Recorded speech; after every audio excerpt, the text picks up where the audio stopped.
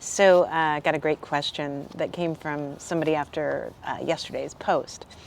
And she asked me, okay, it's all great that you're talking about how to deal with self-doubt, but my real question is, how do I rewire my brain? I mean, that all sounds good, but isn't the real problem up here in the noggin? Which, fair enough, it's a very good question. And it made me stop and think about what does it mean to rewire your brain or rewire your thought process.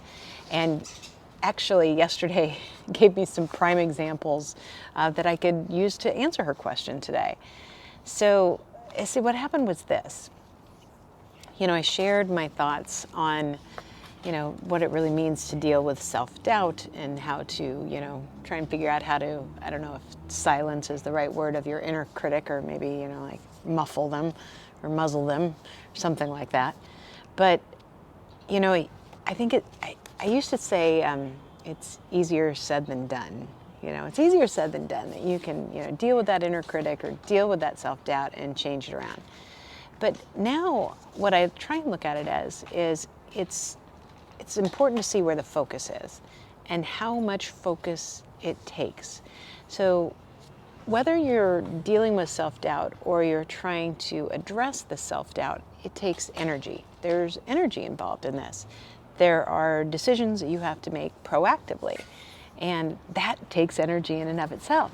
So it's very interesting because yesterday afternoon I hit a wall, and I hit a wall pretty hard, and that wall was kind of this point of like complete exhaustion. Like, I'm done, it's not even lunchtime. I'm done.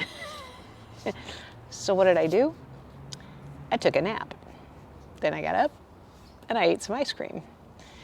And then most importantly after that, I took some time to go through those 5 steps again that we talked about. So I'm going to repeat them again today because I think it's worthwhile. But before I really did that, I just took some quiet time and, just sat with myself as I went through them. And as I had that quiet time with, kind of nothing else around, nothing else impeding me, it was really important to acknowledge the fact that, again, I hit a stress point. And not for the same reasons, but because after having so many days in a row feeling that self-doubt and feeling those emotions, knowing I'm either trying to suppress them or trying to recognize them, that energy outlay was pretty intense.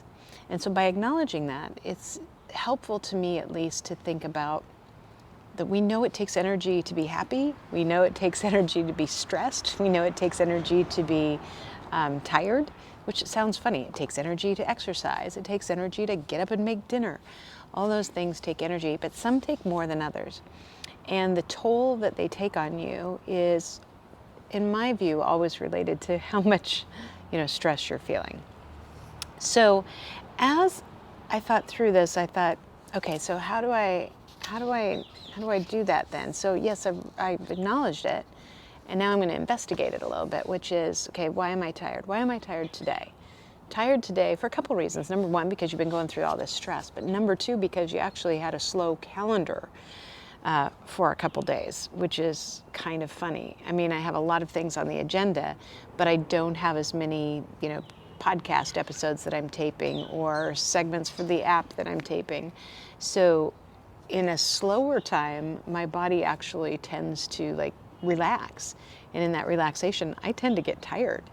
And so as I was reflecting on that, as I'm investigating what's going on and acknowledging it, that reflection is, just what I said even yesterday about the self-doubt is sometimes for me, self-doubt happens in that block of time, that space where there's more quiet than there is activity. And it's same thing in my life and my energy levels is that, when I have to be on, I am on. And when I am taping 5 episodes in a day for the podcast and I am, doing interviews myself in the media, and I'm taping stuff for the app, and I'm writing articles, and I'm, doing, online trainings for people, I'm going, and you wouldn't know that I'm ever tired because I don't have time to be tired.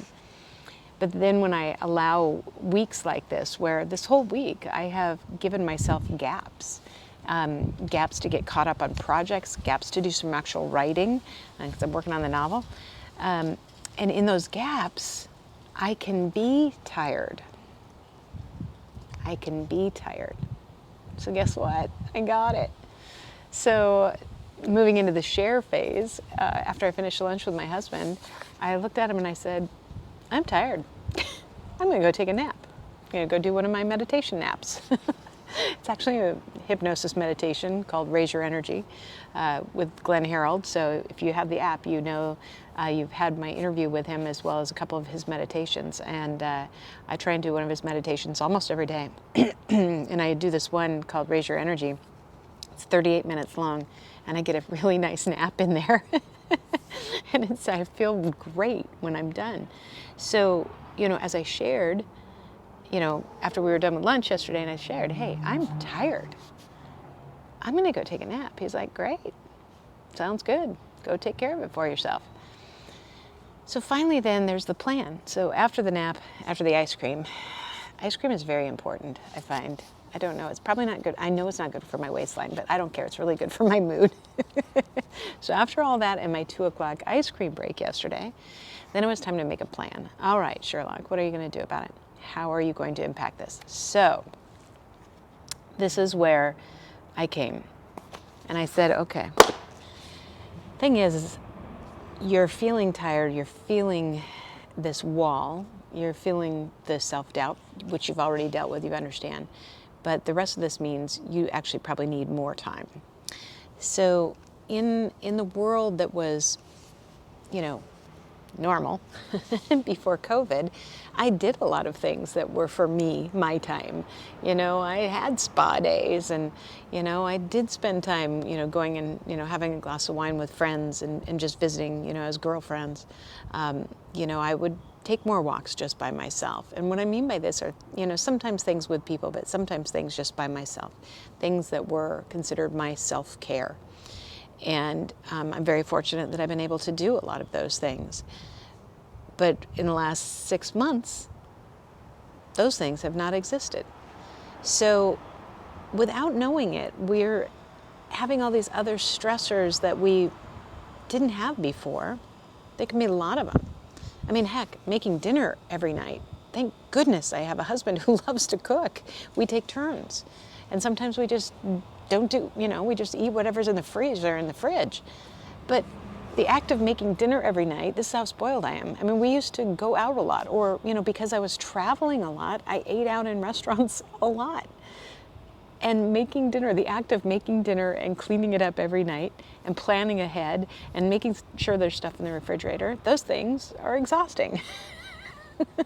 So part of my plan is actually to make sure that I have more time and to spend in the next couple weeks as much work time as I need to get done, because I am on this big project, so there's a lot that needs to be done. But when it doesn't need to be done, to stop and take more time.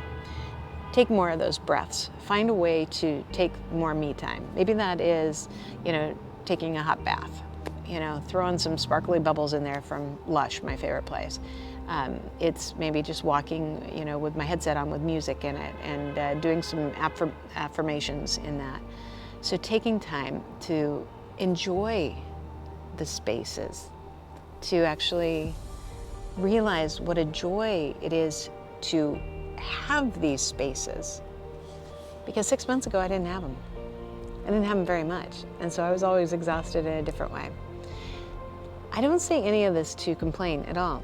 I think what the joy of especially doing this kind of commentary every day is to take what I'm really reflecting on and do something about it, and not just talk about it or not just make it wishful thinking, but really to act on it and take more time not only to reflect, which, as I said yesterday, I'm very good at the reflection part, but turning it more into action that really makes sense, taking advantage of the opportunities we have and being very forgiving of ourselves when we're off.